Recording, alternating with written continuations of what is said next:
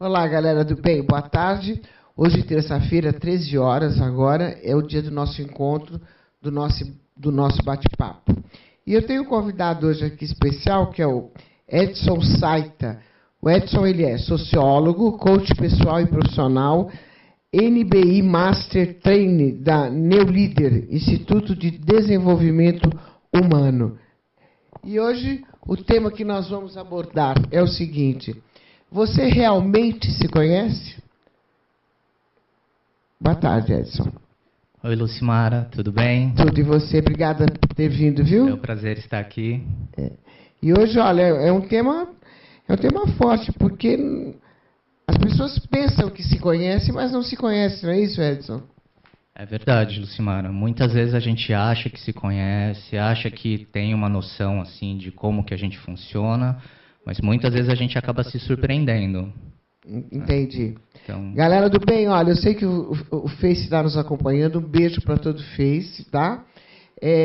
Qualquer dúvida, o Edson está aqui, esclarece para você, pode perguntar à vontade. E a minha galera do bem aqui é demaistv.com.br, tá? E a primeira pergunta é o seguinte: por que conhecer a si mesmo é muito importante? é fundamental a gente se conhecer, principalmente para saber o que a gente quer, né? Muitas vezes a gente acha que está perseguindo algum objetivo e, de repente, quando alcança aquele objetivo, parece que aquilo não faz tanto sentido. Então, será que para saber o que você quer primeiro, você não precisa saber antes quem você é? E outra coisa também muito importante é que existem vários fatores que às vezes acabam se repetindo na sua vida, né? Não sei se já aconteceu com vocês. Vocês mudam de emprego, mudam de trabalho, mas vivem sempre carregados, sobrecarregados, centralizando aí o processo, né? Então, E por que os problemas parecem sempre se repetir? Ai, de novo aconteceu isso. É mais ou menos o que a gente ouve, né? exatamente, Lucimara. Então, assim, o cenário muda, a gente costuma dizer, como se fosse uma peça de teatro. O enredo é o mesmo. Você pode mudar o cenário, você pode mudar os atores, mas o roteiro é o mesmo. Então, qual que é a constante? Somos nós mesmos. E como que fazer para sair desse ciclo vicioso? Bom, o importante é começar a entender o que em você, quais as atitudes que você tem, quais os pensamentos ou as emoções que geram esses fatores que acabam se repetindo. Então, por exemplo, se eu sou muito centralizador, né? Então, se eu vivo sobrecarregado, o que está por trás disso? Será que eu sou centralizador porque eu não confio no trabalho das outras pessoas? Será que eu sou perfeccionista demais, então eu quero fazer as coisas, ou talvez eu quero que as coisas saiam apenas do meu jeito? Ou será que você não quer permitir que as pessoas cresçam também delegando? Pode ser também, isso também é possível. Quer dizer, Eu acho que a maioria das vezes é isso. Isso que é interessante, Lucimara. Existem movimentos muito parecidos, mas cada indivíduo é único, é singular. Então, por trás da motivação daquele comportamento, tem toda a história, tem todo um porquê específico de cada um. Porque a pessoa, por exemplo, que age dessa forma, ela não pensa em grupo, que eu acho que é fundamental. Porque hoje, você sabe, o líder do futuro é você trabalhar em grupo, porque ninguém é feliz sozinho. E a pessoa não permite isso. Já eu acho que preocupado, eu acho que com receio de que é insegurança. Exatamente. Então a gente observa que existem, por exemplo, muitos líderes aí que, se ele não tem autoconfiança, qual que é a tendência? Justamente deixar todo mundo ali controlado. Se vai contratar alguém, vai ser alguém ali que não seja ameaçador, né? Então, e muitas vezes isso acontece inconscientemente. Por isso que a gente coloca que o ideal é que a pessoa consiga se conhecer para identificar como que ela pode trazer o seu melhor e extrair o melhor da sua equipe também. Agora, o autoconhecimento é isso, né? Quem eu sou, né? Da onde eu vim, o que eu estou fazendo aqui, por que eu estou fazendo. É mais ou menos isso? Exatamente. E Entender a nossa essência. É difícil. Qual é o processo para a gente começar a se conhecer, então? A De gente verdade. começa assim, é importante a gente trabalhar com a autopercepção. Então, no seu dia a dia, você perceber as suas reações. O que te irrita, o que te incomoda, o que te traz alegria, o que te traz constrangimento, e você começar a identificar por que isso está acontecendo comigo. Por que eu fiquei constrangido nessa situação? Será que é porque eu E como que eu vou saber o porquê que eu fiquei constrangido? Começando a se observar. Você começa a se observar porque muitas vezes a gente está no automático, a gente está vivendo a vida, está fazendo, correndo atrás dos trabalhos, porque tem que pagar a conta, tem que resolver um monte de coisa. Mas se você parar para perceber quando você tem algum tipo de conflito, mas espera aí, por que eu reagi dessa forma? A tendência das pessoas é sempre culpar os outros, né? Mas assim, por que eu reagi da maneira que eu reagi? Por que eu não poderia ter reagido de uma outra maneira? Então você começa a perceber as suas emoções, começa a perceber os seus pensamentos que levam a ter determinada atitude. E quando você começa a olhar mais para si mesmo, você consegue identificar alguns padrões, alguns movimentos de comportamento. Na verdade, eu estou entendendo que o correto é você não ter essas reações, né?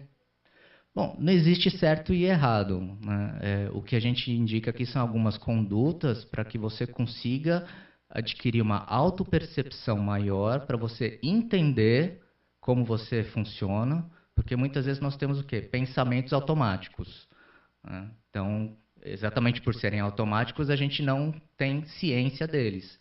E a ideia é que a gente consiga identificar esses pensamentos e, através disso, ter o poder de escolha. Escolher, por exemplo, se alguém te fecha no trânsito, você tem a opção de escolher ficar irritado ou não. Ou não, realmente. Exatamente. Então, se... Então, é isso que eu quis dizer. Exatamente. Através dessa autopercepção, desse autoconhecimento, você não se deixar, não se levar pelas emoções, mas você conseguir entender o seu movimento.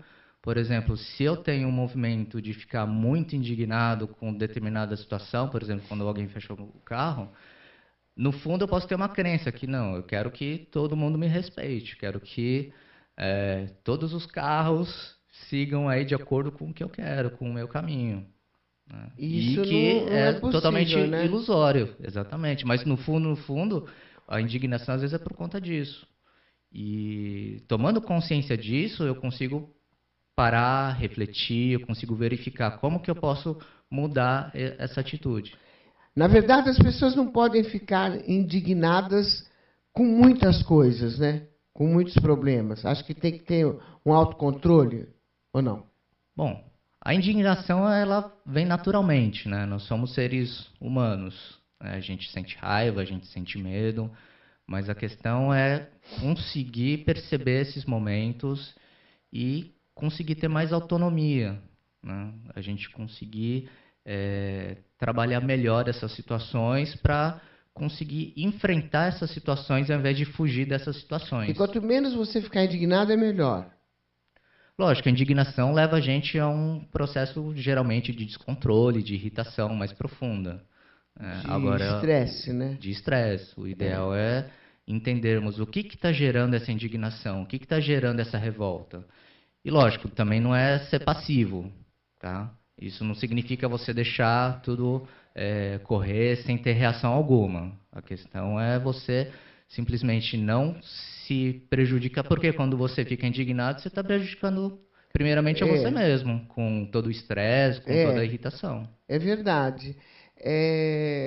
Eu não tenho indignação assim à toa, não. Eu tenho alguns momentos, tipo, eu fico indignada, por exemplo, quando eu vejo alguém maltratar um animal. Nossa, eu já nem fico indignada, eu quero matar, né?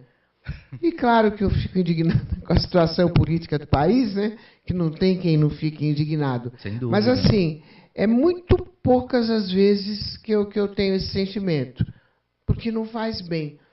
É como, para mim, o sentimento do perdão.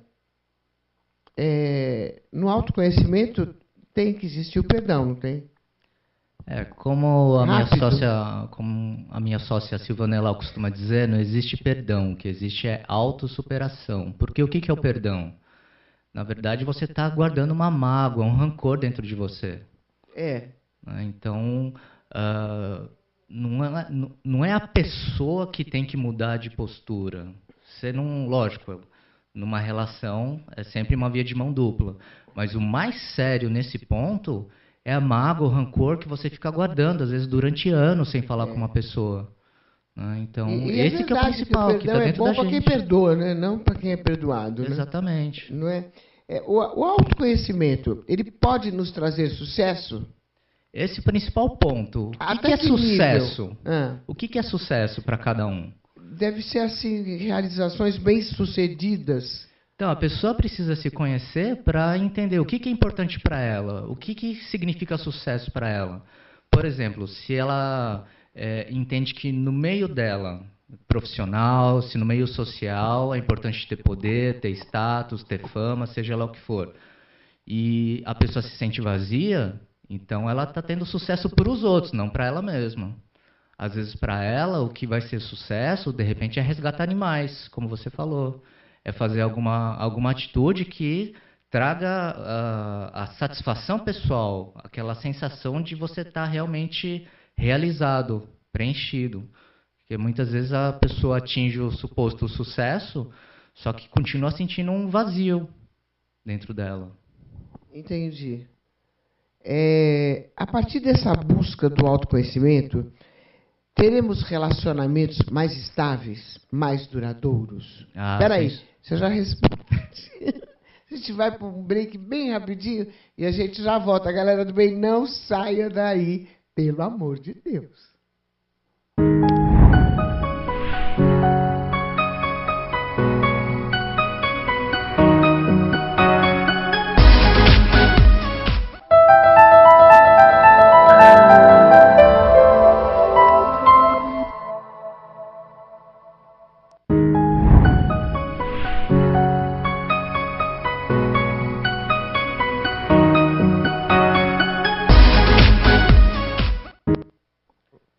Estou aqui conversando com o sociólogo Edson Saita sobre o autoconhecimento. Eu acabei de perguntar para ele se, a partir da busca do autoconhecimento, os relacionamentos serão mais estáveis e mais duradouros. A tendência é que sim, porque a gente conhecendo melhor, o que geralmente acontece? As pessoas têm expectativa, que querem encontrar alguém assim, alguém inteligente, alguém bonito, alguém com todas as características ali, uma listagem.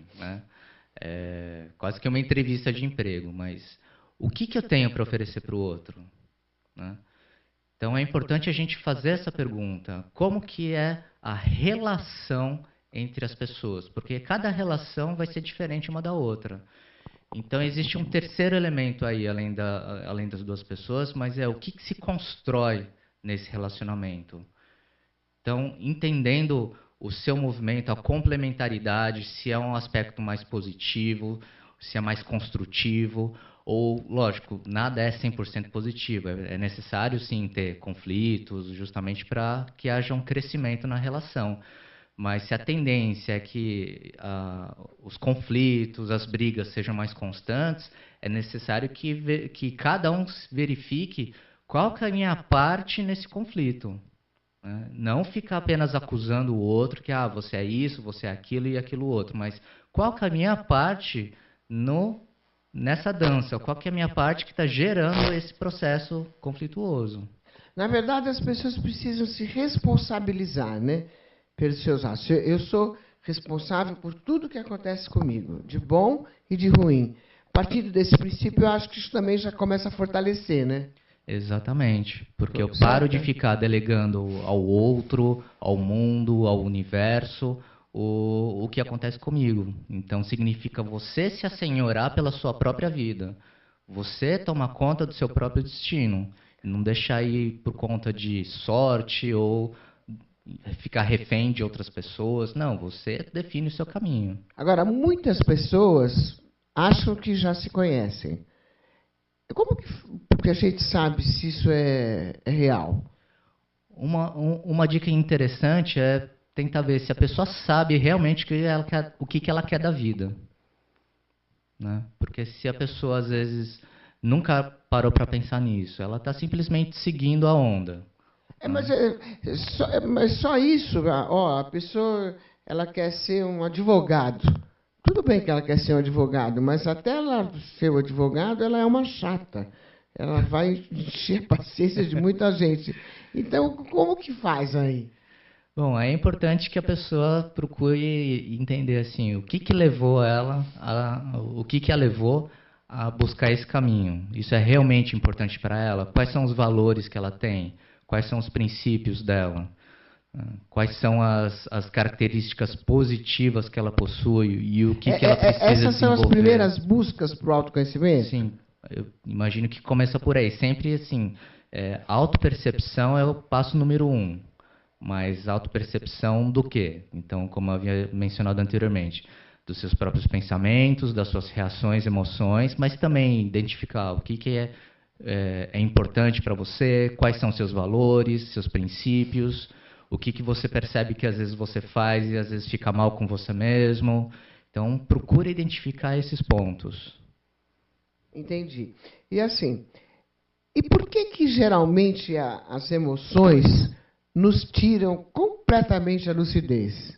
Bom, a gente ainda é bicho, né? Então, enquanto bicho, nossas emoções geram a reação de luta ou fuga. Né? Ou eu vou fugir dessa situação, ou eu vou partir para a briga. Ou então eu fico paralisado. Então, a gente ainda... nós somos animais, então as emoções ainda exercem muita influência sobre nós. E é possível dominar essas emoções através do autoconhecimento? Sim, é possível isso? É possível sim, porque uma vez você conhecendo como é a sua reação diante de determinadas situações, por exemplo, algumas pessoas podem ter medo de receber críticas. À medida que você vai se conhecendo, quando você recebe alguma crítica, independente se é uma crítica construtiva ou não, você já não é mais pego de surpresa. Então você consegue reagir de uma forma mais serena, de uma forma mais tranquila e positiva. E por que nós temos uma dificuldade incrível de nos ver como realmente nós somos? Pois é, Lucimara, nós temos muitos pontos cegos. Né? Existem muitos fatores que a gente não quer enxergar a nosso próprio respeito. Então, a gente costuma idealizar uma imagem nossa. Né? Então, para não quebrar essa imagem idealizada, muitas vezes a gente acaba se enganando, não enxergando esses fatores. A gente se acha o máximo, é isso? Às vezes demais. Não é o máximo. Eu sou demais. Né? Mas é interessante porque quando a gente observa as pessoas que às vezes têm um comportamento que aparentemente é superior, é arrogante, no fundo, ela tem baixa autoestima e baixa autoconfiança. Porque ela tenta dizer para ela mesma e para o mundo que ela tem autoconfiança. E às vezes aquele nariz empinado, no fundo por trás, está ali uma extrema falta de autoconfiança. Insegurança, então. Insegurança.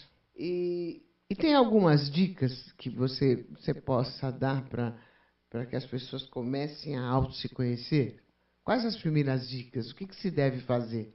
Acho que é legal você procurar o que você faz de melhor, o que você tem de melhor para oferecer para as outras pessoas.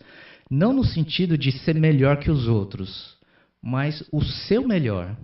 O que você faz de único, de singular? O que você consegue fazer que beneficie as outras pessoas? Dá uns exemplos. Tá? Então, por exemplo, no caso de eu conseguir ser um bom ouvinte e ajudar a pessoa a refletir, ou talvez fazer algumas reflexões e algumas análises sobre o comportamento da pessoa e ajudá-la a chegar às próprias conclusões, sem dar o peixe, né, mas dando instrumentos para que ela mesma aprenda a pescar. Às vezes a pessoa tem muita imaginação e com isso ela consegue pensar em ideias incríveis. De repente o bom humor dela, que ela não valoriza, ela consegue transformar todo o ambiente com o bom humor que ela tem. Muitas pessoas podem ser extremamente acolhedoras. Então, conseguem dar um tratamento mais humanizado, por exemplo, no ambiente hospitalar. Então, são algumas características que, às vezes, as pessoas acham que, por serem naturais delas, elas acabam não valorizando. E isso realmente faz toda a diferença. Então, é importante que a pessoa consiga enxergar a diferença que ela faz para ela, para as outras pessoas e no ambiente em que ela convive. Mas, às vezes, ela pode enxergar isso, mas as outras pessoas podem. Exatamente. Eu conheço pessoas que são mais ou menos assim, como você falou, que são alegres, que são divertidas, que sabem ouvir, que sabem falar no momento certo, palavras certas, que entendem, que respeitam. Como que você classifica esse tipo de personalidade? De não reconhecer essas características, você Não, diz? de ser assim, de ter essas características. Bom, todos nós temos características aí que são construtivas, que são positivas, né? E características que a gente precisa melhorar. Né? Então, a questão é não olhar para essas outras características, por exemplo, como defeitos, mas é exatamente o ponto que você pode crescer. São esses pontos que você pode melhorar. E utilizando justamente esses fatores que você já tem de positivo como recursos internos para você conseguir não só se conhecer, mas conseguir se superar, conseguir trabalhar aí os seus desafios. E por que é importante conhecer os nossos defeitos e nossas qualidades? É fundamental para saber exatamente assim, com o que eu posso contar e onde que eu posso acabar caindo. Né? Então, se eu sei que, por exemplo, eu tenho aí um problema de orgulho muito grande. Então, é um processo que pode gerar uma autossabotagem se eu ficar, por exemplo, querendo ser o melhor de todos. Então, eu acabo incorrendo em uma série de erros continuamente, repetidamente, sem identificar o porquê de estar repetindo esses padrões. E eu vou procurar utilizar o quê? Os recursos que eu tenho de positivo para criar aí estratégias, planos de ação para conseguir enfrentar, superar essa situação. Você acha que a tendência da gente é se projetar no outro? Bom, é uma característica bastante comum. Né? Então, o que significa se projetar no outro? Muitas vezes, esses pontos cegos, essas características que a gente não quer enxergar, a gente acaba reclamando das outras pessoas. Não, mas por que você vive me acusando, você vive me enchendo o saco? E, às vezes, a própria pessoa tem esse padrão acusatório, né, de ficar perturbando os outros. Então, é um movimento até muito estudado pela psicologia, que, assim, justamente os fatos que os comportamentos que a gente não quer reconhecer na gente mesmo, a gente acaba projetando nas outras pessoas. E isso é uma pista para o autoconhecimento. Você começar a levantar a antena, peraí, por que me incomodou? Por que aquela pessoa não fez nada para mim? Mas eu me irrito só do jeito dela, né, falar, por exemplo. Eu acho aquela pessoa muito pedante, muito arrogante. Então, peraí, será que eu não sou arrogante também? Entendi. É assim, e o que é essencial a gente observar na gente para ter mais autoconfiança? O que é essencial? Bom, para ter autoconfiança, essencial é você saber quem você é, independente do que as outras pessoas disserem ou classificarem. É fundamental você ter autoaceitação. Então, independente do julgamento alheio, o que você pensa de você mesmo? Você pensa bem de você? Ou será que você está pensando muito mal? Será que você é seu pior algoz? Então, um primeiro passo é isso, é a questão de você se aceitar, conhecer quem você é, com as suas virtudes, com seus pontos a melhorar, com seus defeitos, e buscar, através disso, o seu melhor. Fazer o que você tem de melhor para oferecer para o mundo. E quando a gente acha que tem? Aí é só fazer. Nariz em pé, ser prepotente? Não, aí assim, culturalmente é um pouco complicado aqui, né? A gente, assim, vem de uma cultura que, se você simplesmente diz quais são suas virtudes, as pessoas tendem a achar que você tem nariz empinado, né? Agora, se você começa a falar os seus defeitos, todo mundo começa, não, mas começam a brigar com o outro para ver quem que é o pior, né? Então, isso é um traço cultural nosso, de ficar focando Você, muito por na questão da exemplo, vítima. Edson Saito, você se acha como? Eu acho que eu sou uma pessoa bem analítica, né? Eu sou companheiro, eu sou sincero, e eu estou também nessa trilha do autoconhecimento, buscar me superar, né? Dentre várias outras questões que eu venho trabalhando aí, por exemplo, a própria questão do orgulho, que eu venho trabalhando para superar, a questão da autoaceitação em determinado nível também. Mas que tipo de orgulho?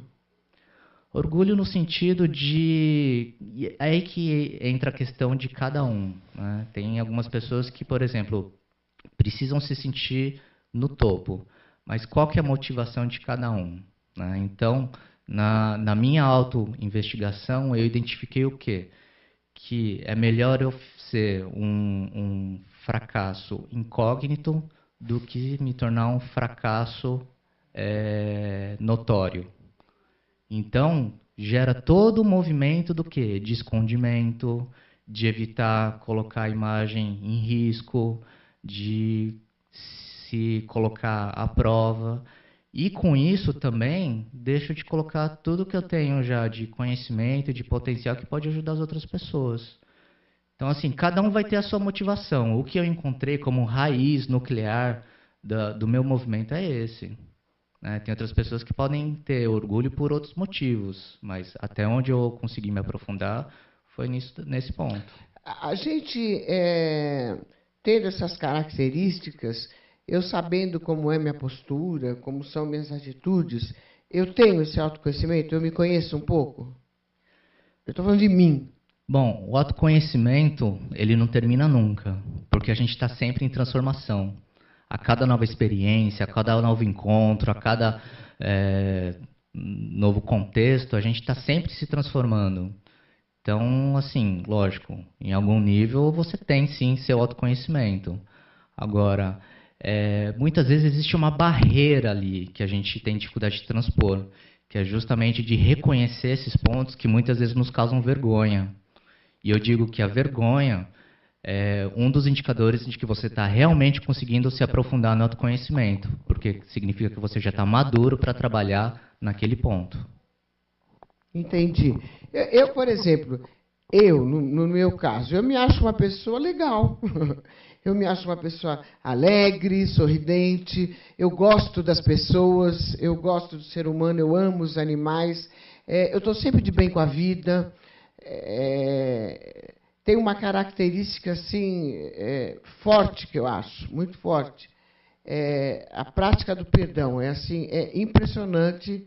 Eu estou levando uma porrada agora, daqui um segundo eu já nem lembro mais o que está acontecendo. Isso é autoconhecimento? Bom, até certa parte sim, mas o que você talvez não esteja enxergando? Então... Isso acontece com todo mundo? Comigo, em relação às pessoas? Isso. Acontece. Sabe, eu sou uma pessoa realmente de bem com a vida. Também, lá atrás, não era bem assim, né? Eu tive uma experiência até chegar nesse ponto que eu cheguei. Mas hoje, e há algum tempo já, eu tenho essa facilidade. Perfeito. É o ponto que você atingiu, que aí você encontrou um meio que realmente funciona para você. Então, o que funciona para você pode não funcionar para mim, e vice-versa. E através dessa questão do perdão, você trabalhou justamente o quê? O que estava te incomodando aqui? São as mágoas que você fica, exatamente, né? Como as pessoas dizem, o lixo que você guarda, né? Exatamente. Você conseguiu se libertar disso. Isso eu consegui, assim, mas impressionante. É impressionante. Pode fazer o que for, perdoo de verdade. Assim, isso é como se nada tivesse acontecido. Exatamente. E eu me sinto super bem. Porque eu não quero ficar esquentando a cabeça. Exatamente, mas o que acontece? Eu parti desse princípio. Você se transforma, porque você muda a maneira como você enxerga a situação. Você deixa de ser vítima daquele contexto, ou de uma pessoa, e passa a compreender o que aconteceu. E de verdade. Você passa a compreender o que está acontecendo com você, até chegar num ponto que você toma aquela decisão que, não quero mais isso para mim. E, por exemplo, o que a pessoa faz para que eu possa perdoar, eu entendo. Eu entendo direitinho por que fez, o porquê aconteceu, e perdoo na maior facilidade, assim. Não tenho o menor problema com isso. Isso é ótimo. Não é todo mundo que tem essa facilidade, não, né? Não é. Eu vejo como as pessoas sofrem. Eu tenho parentes, inclusive, que eu vejo aquele sofrimento, aquela mágoa, aquela coisa que guarda aqui. Nossa, e eu procuro ajudar, procuro falar. Mas é difícil, tem pessoas que demoram ainda um pouquinho. É porque a pessoa precisa querer. Né? Exatamente. E aí é preciso observar, assim, por que ela não quer abrir mão disso? Então tem algum ganho por trás disso. Né? Pode parecer paradoxal, mas a pessoa, ela ganha atenção, às vezes ela, quando se sente vítima, ela fica sendo a coitada da história. E isso geralmente traz algum certo nível de conforto para ela, por mais desconfortável que possa parecer. E, assim, muitas vezes a pessoa precisa chegar no limite dela para que ela consiga virar a mesa. Entendi, Edson. Agora eu quero que você me responda, logo depois do break, quais são as principais derrapagens nessa busca aí. Mas depois do break, já, tá? Não sai daí, fica aí.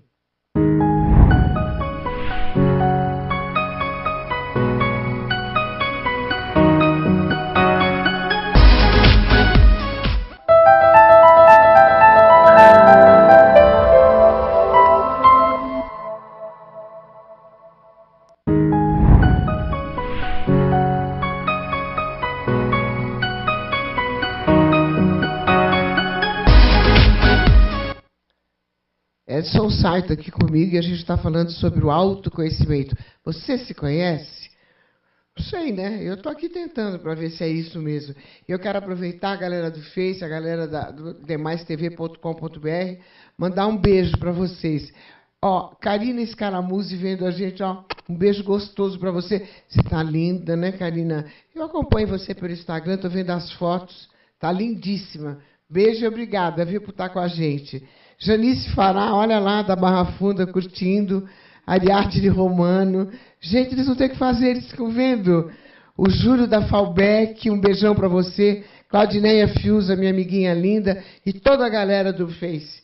Realmente, eles não têm o que fazer, que eles estão vendo a gente, Edson. Vamos voltar para aquela pergunta, então. Quais são as principais derrapagens nessa busca do autoconhecimento? Pois é, chega muitas vezes um ponto que a gente fica girando em falso. Né? Então, esse ponto da gente girar em falso, assim, pega justamente naqueles pontos cegos e começa muito o movimento de autossabotagem. Então, eu tento superar uma situação, eu tento sair daquele ciclo vicioso, mas eu não consigo.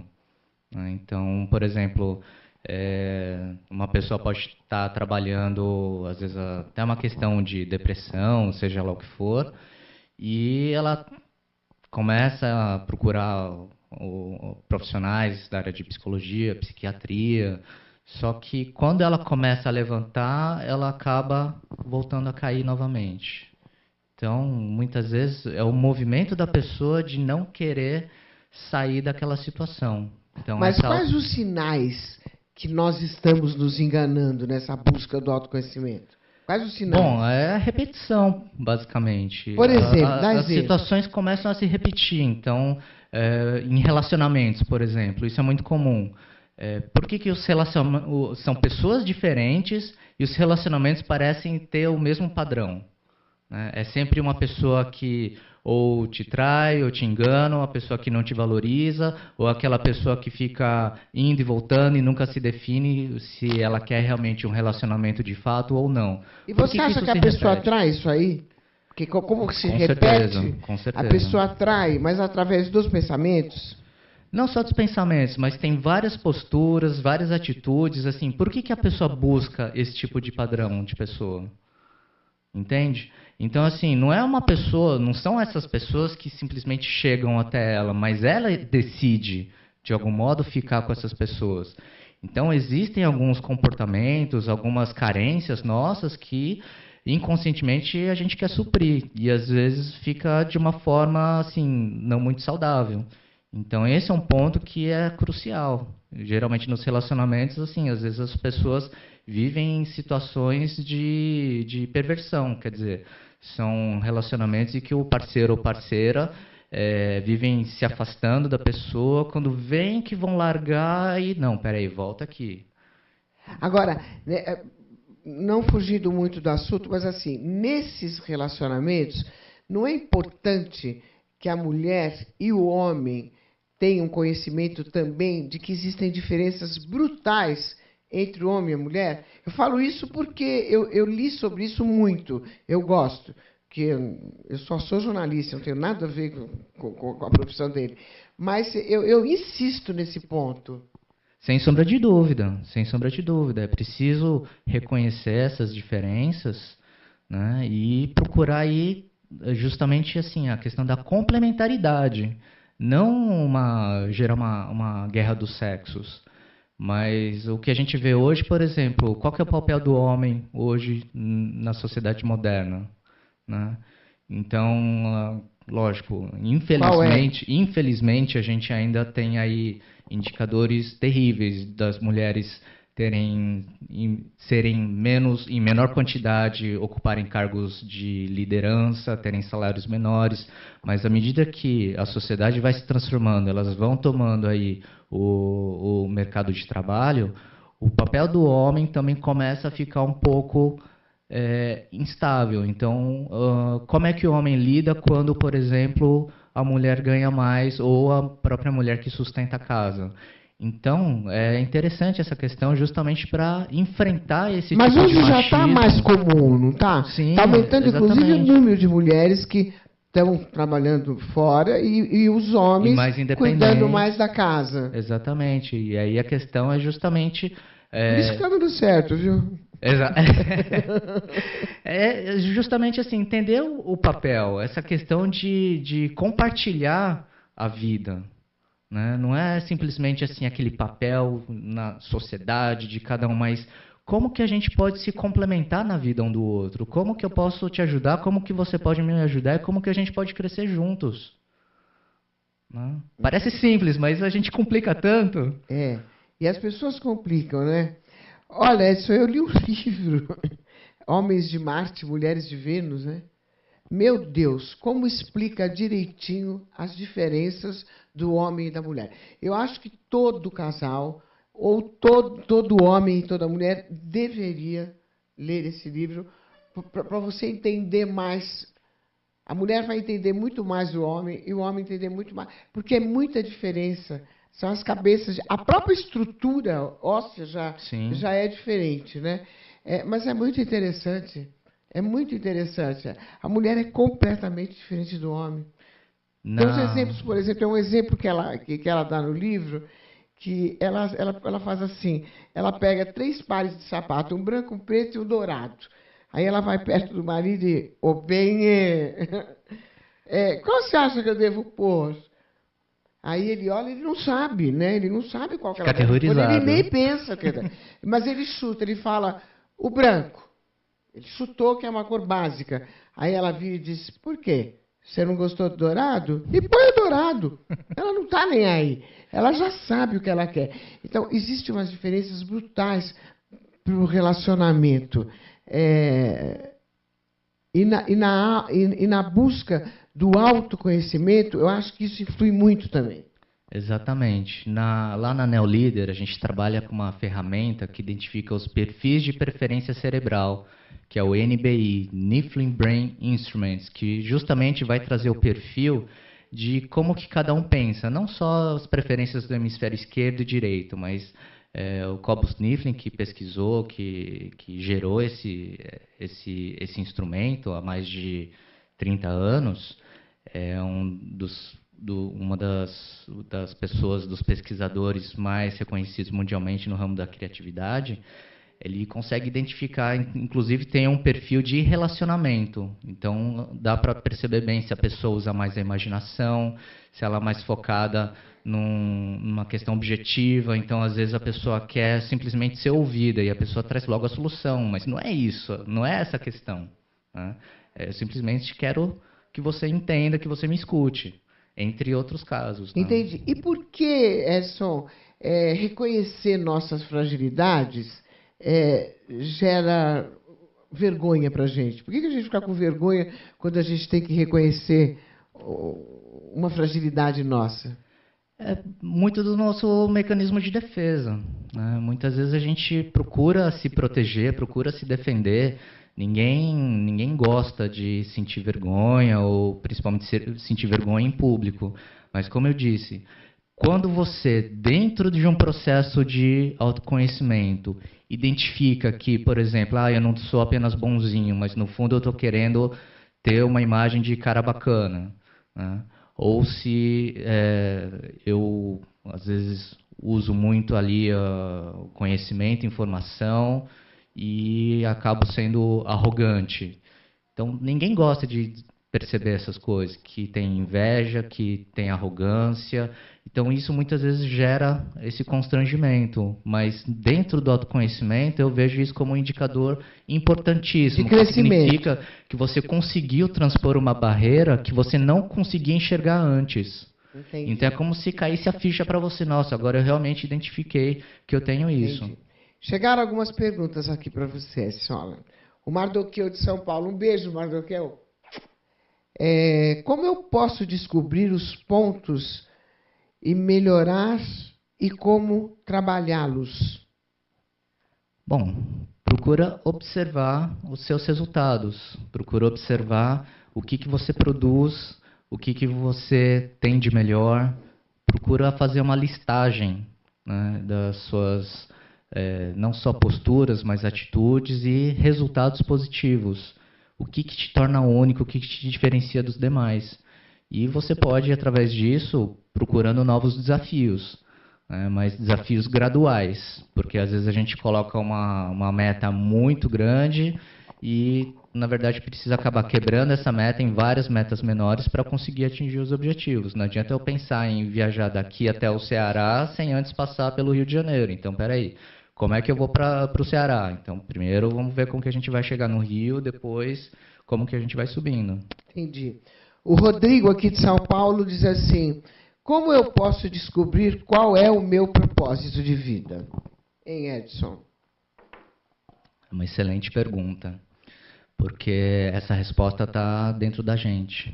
Né? Então, o que acontece muitas vezes é a gente confundir a própria identidade com a nossa profissão. Então, quem você é?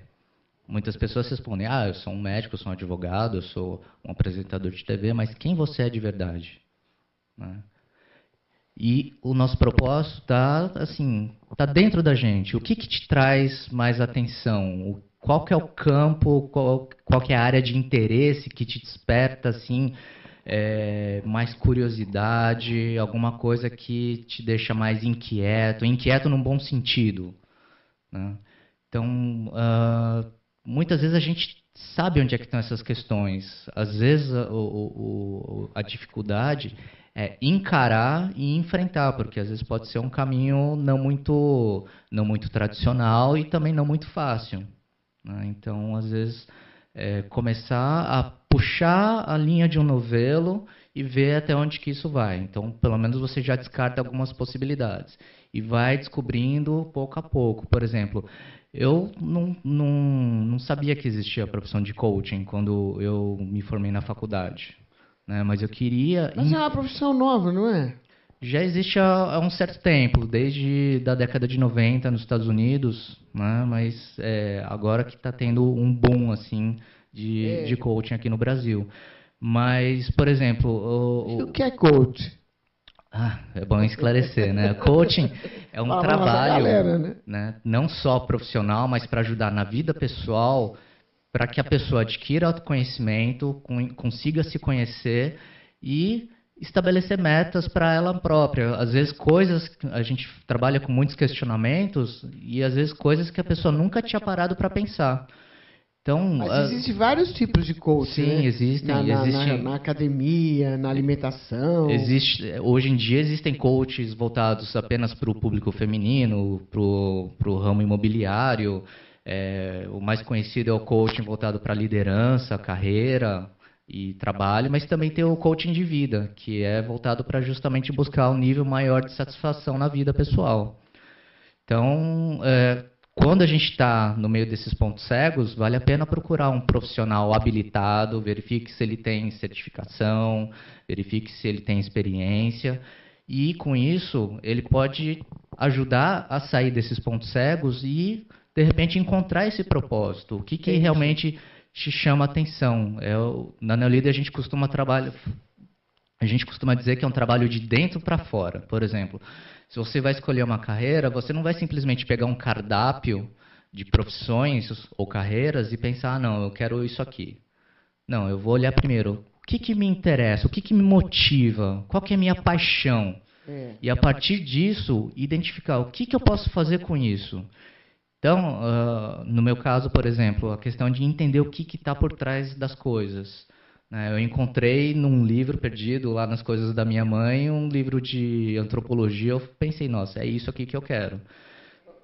Aí depois eu fui, passando por outras empresas, também tentando trabalhar com essa questão da investigação, descobrir o que está por trás das coisas. Até que eu descobri o coaching, que nada mais é do que, quer dizer, a gente utiliza também algumas ferramentas da etnografia, que a gente chama de olhar o ponto de vista do nativo, para entender qual que é a lógica da outra pessoa e o que está levando ela a se comportar desse modo. E como que a gente pode ser um facilitador para melhorar a vida dela. Tem uma pergunta aqui bem interessante, da Marisa, de São Paulo. Um beijo para você, Marisa. Ela diz assim, Saito, como eu posso saber se eu sou exagerado em falar das minhas qualidades? Ela deve se amar, né? Tá certo. Bom, às vezes é bom a gente pegar um feedback das pessoas ao nosso redor. Então, pega aquela pessoa de confiança, ou às vezes até aquela pessoa com quem você não se dá tão bem. Ela tende a ser mais sincera do que as outras pessoas. Tá? Então, é um exercício de você pegar um feedback, de um olhar de fora, mas assim, procura identificar o que te leva a fazer tantos elogios a si própria. O que está por trás disso? Qual que é a sua intenção? Então, a análise da intencionalidade é uma questão muito séria, Lucimara. E se a intenção for legal? É que eu sou legal. E se for isso só? Se ela é legal, então por que ela precisa falar para todo mundo? Porque ela gosta, porque ela acha bacana também. Então, por que só tem que contar tristeza para os outros? Porque o ser humano tem essa tendência, né? Ele olha para você e já começa a sentir dor, né? Começa a dor aqui, dor ali, já começa. Quando começa a contar tristeza, eu não aguento. Claro, sem dúvida. A questão é que ela colocou, assim, se é excessivo, né? É esse excessivo que ela precisa verificar. Mas é uma tendência. Se ela tem essa tendência excessiva, assim, é importante analisar qual que é a intenção disso. Será que ela quer provar alguma coisa para ela ou para os outros? Porque adicionar na espiritualidade, você não tem que ficar falando que você é demais. Eu sou legal, sou bacana, eu tenho abundância, eu vou realizar. Sem sombra de dúvida, você tem que se reconhecer. Eu vou que vou. Não tem que ser assim? Você precisa reconhecer seus potenciais, sem sombra de dúvida. E não tem que ficar falando e sacramentando para que a coisa aconteça, plasmando, vamos dizer assim? Depende, assim, de cada um, porque se eu tenho autoconfiança, eu não preciso da aprovação dos outros. Não, mas você não fala para os outros, você fala para você mesmo. Não, se é para você, tá ótimo. Que é para plasmar. Eu aprendi que tem que plasmar. Se você quer um carro, olha, você já vê ele na garagem, como é que ele é. E fica repetido que você tem abundância, que você tem muito. Você está dura, não tem outros não, mas você fica falando que tem. Não é assim? Isso ajuda bastante, assim, você colocar suas metas por escrito no papel. Isso é uma coisa que realmente funciona. Isso ajuda bastante. Lógico, tem todo o esforço da pessoa, tudo que ela precisa superar, o que... porque não vem assim. Lógico, exatamente. Então, ela vai ver o que ela tem de recursos internos, que são as habilidades, que são as competências que ela possui para chegar até esses objetivos. Olha, quer saber? Quem escreve não tem recurso nenhum, né? Porque quem tem não vai ficar escrevendo, né? O que quer, já tem. Edson, olha, tem uma pergunta interessante aqui da Carla, de Tocantins. Um beijo para a galera de Tocantins. Obrigada aí, hein? Como eu posso saber qual é a minha essência e onde eu me sinto melhor? Excelente pergunta. Então, a essência é quando você consegue... como dizer isso? Quando você consegue se encontrar, quando você percebe o seu melhor, independente das circunstâncias em que você está envolvida. É quando você, digamos assim, você enfrenta um desafio, né? Pode ser aquele perrengue danado, pode ser uma dificuldade, mas é aquele desafio que você chega assim, olha para trás, eu enfrentei isso, eu superei isso. Então, assim, esse sou o meu eu real. Essa é a minha essência. Então, quando você realmente se coloca à prova, esse é um elemento que ajuda a identificar qual que é a sua essência.